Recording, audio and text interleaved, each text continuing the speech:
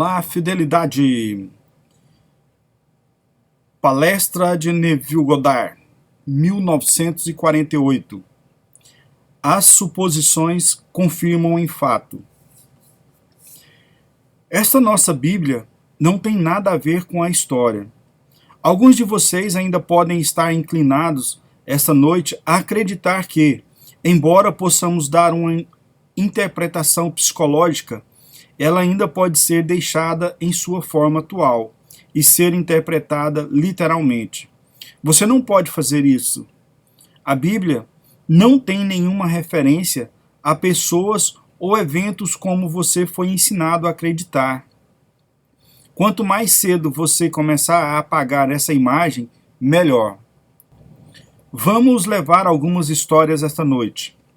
E novamente, vou lembrá-los de que vocês devem reencenar todas essas histórias dentro de sua própria mente.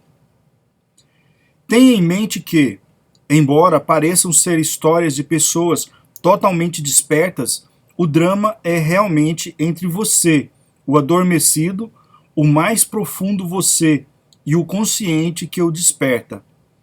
Eles são personificados como pessoas, mas quando você chega ao ponto de aplicação, deve-se lembrar da importância do estado de sonolência. Toda a criação, como dissemos ontem à noite, ocorre no estado de sono, ou aquele estado que é semelhante ao sono. O estado sonolento e sonolento. Nós lhe dissemos ontem à noite que o primeiro homem ainda não acordou. Você é Adão, o primeiro homem, ainda em sono profundo. O você criativo é o você quadridimensional, cujo lar é simplesmente o estado em que você entra quando os homens o chamam de adormecido. Nossa primeira história para esta noite é encontrada no Evangelho de João. Ao ouvi-lo se desenrolar diante de você, quero que o compare em sua mente com a história que ouviu ontem à noite do livro de Gênesis, o primeiro livro da Bíblia. O livro de Gênesis, afirmam os historiadores, é o registro de eventos que ocorreram na Terra cerca de 3.000 anos antes dos eventos registrados no livro de João. Peço que sejam racionais sobre isso e vejam se não acham que o mesmo escritor poderia ter escrito as duas histórias. Você pode julgar se o mesmo homem inspirado não poderia ter contado a mesma história e contado de forma diferente. Esta é uma história muito familiar, a história do julgamento de Jesus. Neste Evangelho de João, está registrado que Jesus foi trazido diante de Pôncio Pilatos, e a multidão clamava por sua vida. Eles queriam Jesus. Pilatos virou-se para eles e disse: Mas vós tendes o costume de vos soltar um na Páscoa. Quereis, pois, que vos solte o rei dos judeus? Então todos gritaram novamente, dizendo: Não, este homem, mas Barrabás. Agora Barrabás era um ladrão. João 18, 39 e 40. Você é informado de que Pilatos não tinha escolha no assunto. Ele era apenas um juiz interpretando a lei. E esta era a lei. O povo tinha que receber o que eles pediam. Pilatos não pôde libertar Jesus contra a vontade da multidão. Então, ele soltou Barrabás e deu a eles Jesus para ser crucificado. Agora tenha em mente que sua consciência é Deus. Não há outro Deus. E lhe é dito que Deus tem um filho cujo nome é Jesus. Se você se der ao trabalho de procurar a palavra Barrabás em sua concordância, verá que é uma contração de duas palavras hebraicas: bar, que significa filho, ou criança, e Abba, que significa pai. Barrabás é filho do grande pai. E Jesus, na história, é chamado de Salvador, o filho do pai. Temos dois filhos nessa história. E temos dois filhos na história de Esaú e Jacó. Tenha em mente que Isaac era cego, e a justiça, para ser verdadeira, deve ser vendada. Embora neste caso Pilatos não seja fisicamente cego. A parte dada a Pilatos implica que ele é cego porque é juiz. Em todos os grandes edifícios jurídicos do mundo, vemos a senhora ou o homem que representa a justiça com os olhos vendados. Julguem pela aparência, mas julguem com justiça. João 7, 24. Aqui encontramos Pilatos fazendo o mesmo papel que Isaac. Há dois filhos. Todos os personagens que aparecem nessa história podem se aplicar à sua própria vida.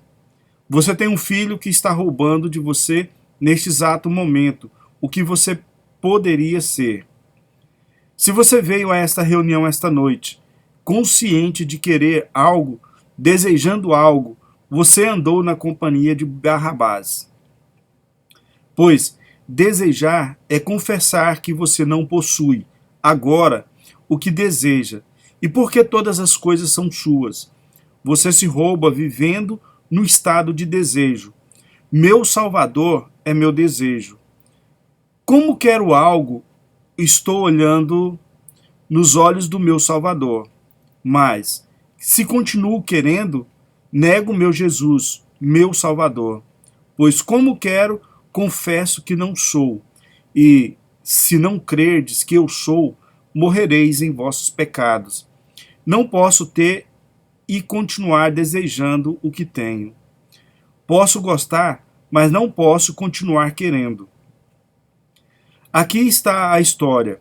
Esta é a festa da Páscoa. Algo vai mudar agora mesmo. Algo vai passar a Páscoa. O homem é incapaz de passar de um estado de consciência para outro, a menos que libere da consciência aquilo que ele agora nutre, pois isso o ancora onde ele está. Você e eu podemos ir a festas físicas ano após ano, quando o sol entra no grande signo de Áries, mas isso não significa nada para a verdadeira Páscoa mística. Para celebrar a festa da Páscoa, a festa psicológica, passo de um estado de consciência para outro. Eu faço isso liberando Barrabás, o ladrão e o ladrão que me rouba, aquele estado que eu poderia incorporar dentro do meu mundo. O estado que procuro encarnar é personificado na história como Jesus, o Salvador. Se eu me tornar o que quero ser, serei salvo do que eu era. Se eu não me tornar isso, continuo mantendo trancado dentro de mim um ladrão que me rouba de ser o que eu poderia ser. Essas histórias não fazem referência a quaisquer pessoas que viveram, nem a qualquer evento que já tenha ocorrido na Terra. Esses personagens são personagens eternos na mente de cada homem no mundo. Você e eu, perpetuamente, mantemos vivos Barrabás ou Jesus. Você sabe, a cada momento, quem você está entretendo. Não condene uma multidão por clamar que liberte Barrabás e crucifique Jesus. Não é uma multidão de pessoas chamadas de judeus. Eles não tinham nada a ver com isso. Se formos sábios, também devemos clamar pela liberação daquele estado de espírito que nos limita a ser o que queremos ser, que nos restringe, que não nos permite tornar-nos o ideal que buscamos e nos esforçamos para alcançar neste mundo. Não estou dizendo que você não está encarnando Jesus esta noite. Apenas lhe lembro que, se neste exato momento você tem uma ambição insatisfeita, então você está entretendo aquele que nega a realização da ambição, e aquele que a nega é Barrabás. Para explicar a transformação mística e psicológica conhecido como a Páscoa ou a travessia, você deve agora identificar como o ideal que você serviria e deve permanecer fiel ao ideal. Se você permanecer fiel a ela, você não apenas a crucificará por sua fidelidade, mas a ressuscitará sem a ajuda de um homem. Como diz a história, o suficiente para rolar a pedra. Sem a ajuda de um homem, a pedra foi removida. E o que aparentemente estava morto e enterrado foi ressuscitado sem a ajuda de um homem. Você caminha na consciência de ser o que você quer ser. Ninguém o vê ainda, mas você não precisa de um homem para remover os problemas e os obstáculos da vida para expressar o que você tem consciência de ser. Esse estado tem sua própria maneira única de se encarnar neste mundo, de se tornar carne, para que o mundo inteiro possa tocá-lo. Agora você pode ver a relação entre a história de Jesus e a história de Isaac e seus dois filhos, onde um transplantou o outro, onde um foi chamado de suplantador do outro. Porque você acha que aqueles que compilaram os 60 livros ímpares de nossa Bíblia fizeram de Jacó o antepassado de Jesus? Eles pegaram Jacó, que foi chamado o suplantador, e o fizeram pai de 12. Então eles pegaram Judá, ou louvor, o quinto filho, e fizeram dele o antepassado de José, que supostamente gerou de alguma maneira estranha este chamado Jesus. Jesus deve suplantar Barrabás, como Jacó deve suplantar e tomar o lugar de Esaú. Essa noite, você pode se sentar aqui e conduzir o julgamento de seus dois filhos, um dos quais você quer que seja solto. Você pode se tornar a multidão que clama pela libertação do ladrão e o juiz que voluntariamente liberta Barrabás e sentencia Jesus para ocupar seu lugar. Ele foi crucificado no Gólgota, o lugar da caveira, a sede da imaginação.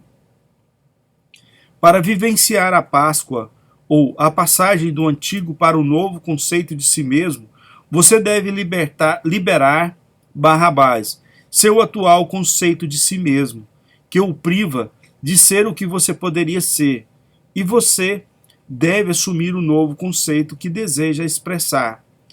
A melhor maneira de fazer isso é concentrar sua atenção na ideia de se identificar com o seu ideal. Assuma que você já é aquilo que procura e sua suposição, embora falsa, se mantida, se tornará um fato.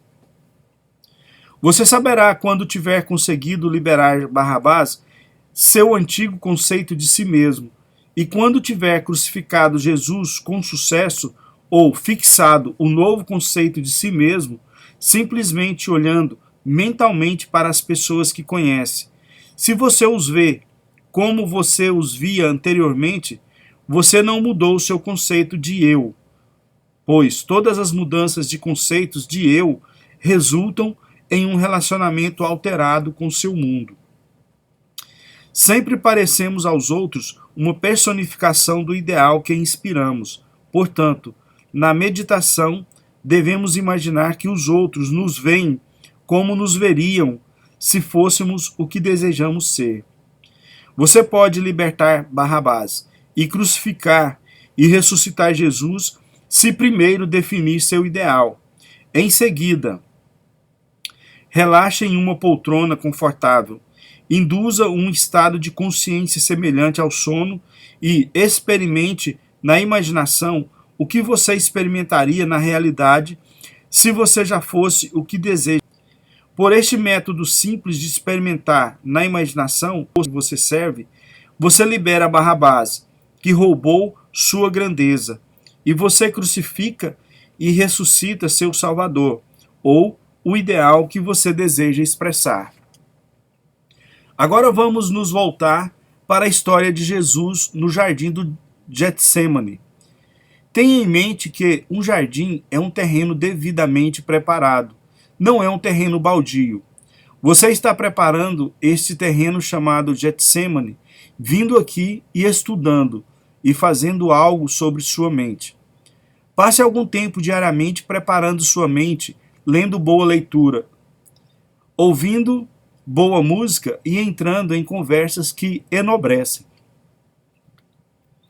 É-nos dito nas epístolas tudo o que é verdadeiro, tudo o que é honesto, tudo o que é justo, tudo o que é puro, tudo o que é amável, tudo o que é de boa fama, se houver alguma virtude e se houver algum louvor, pense nessas coisas. Filipenses 4, 8. Continuando com a nossa história, contada no capítulo 18 de João, Jesus está no jardim e de repente uma multidão começa a procurá-lo. Ele está ali no escuro e diz: "A quem buscais?" O porta-voz, chamado Judas, responde e diz: "Buscamos Jesus de Nazaré." Uma voz responde: "Eu sou ele." Nesse instante, todos caem no chão, milhares deles tombados. Isso por si só deveria parar você ali mesmo e deixar você saber que não poderia ser um drama físico, porque ninguém poderia ser tão ousado em sua afirmação de que ele é o procurado, que ele poderia fazer com que milhares que o procuram caíssem no chão. Mas a história nos diz que todos caíram no chão. Então, quando recuperaram a compostura, fizeram a mesma pergunta. Respondeu Jesus: "Já vos disse que eu sou. Se, pois, me procurais, deixai-os ir." João 18, 8. Disse-lhe, pois, Jesus: "Isso que fazes, faze-o depressa." João 13, 27. Judas, que tem que fazer isso rapidamente, sai e comete suicídio. Agora vamos ao drama. Você está em seu jardim no Getsêmani, ou mente preparada. Se puder, enquanto estiver em um estado semelhante ao sono, controle sua atenção e não deixe que ela se afaste de seu propósito. Se você pode fazer isso, você está definitivamente no jardim. Pouquíssimas pessoas podem sentar-se calmamente e não entrar em um devaneio ou em um estado de pensamento descontrolado. Quando você pode restringir a ação mental e permanecer fiel ao seu relógio, não permitindo que sua atenção vagueie por todo lugar, mas mantenha-a sem esforço dentro de um campo limitado de apresentação do estado que você está contemplando. Então, você é definitivamente essa presença disciplinada no jardim do Getsêmani. O suicídio de Judas nada mais é do que mudar seu conceito de si mesmo. Quando você sabe o que quer ser, encontrou seu Jesus, o Salvador. Quando você assume que você é o que você quer ser, você morreu para o seu antigo conceito de eu. Judas cometeu suicídio. E agora está vivendo como Jesus. Você pode tornar-se à vontade desapegado do mundo ao seu redor e apegado àquilo que deseja incorporar em seu mundo. Agora que você me encontrou, agora que encontrou o que o salvaria do que você é, deixe de lado o que você é e tudo o que isso representa no mundo. Torne-se completamente separado dele. Em outras palavras, saia e cometa suicídio. Simbolicamente, você morre completamente para o que anteriormente expressava neste mundo e agora vive completamente para o que viu como verdadeiro antes. Você é como se tivesse morrido por suas próprias mãos, como se tivesse cometido suicídio. Você tirou sua própria vida, tornando-se desapegado em consciência do que anteriormente mantinha vivo. E você começa a viver para aquilo que descobriu em seu jardim. Você encontrou seu Salvador. Não são os homens caindo, nem um homem traindo o outro, mas você desconectando sua atenção e reorientando sua atenção em uma direção inteiramente nova. A partir deste momento, você anda como se fosse o que antes queria ser, permanecendo fiel ao seu novo conceito de si mesmo. Você morre ou comete suicídio. Ninguém tirou sua vida, você mesmo a entregou. Você deve ser capaz de ver a relação disso com a morte de Moisés. onde ele morreu tão completamente que ninguém conseguiu descobrir onde ele foi enterrado. Você deve ver a relação da morte de Judas. Ele não é um homem que traiu um homem chamado Jesus. A palavra Judas é louvor, é Judá para louvar, agradecer, explodir de alegria. Você não explode de alegria a menos que esteja identificado como o ideal que procura e deseja incorporar neste mundo. Quando você se identifica com o estado que contempla, não consegue suprimir sua alegria. Ele sobe como o odor perfumado descrito como Jericó no Antigo Testamento.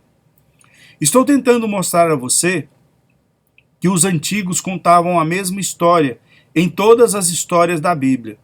Tudo o que eles estão tentando nos dizer é como nos tornarmos aquilo que queremos ser. E eles implicam em cada história que não precisamos da ajuda de outro. Você não precisa de outro para se tornar agora o que você realmente quer ser. Fim da parte 1.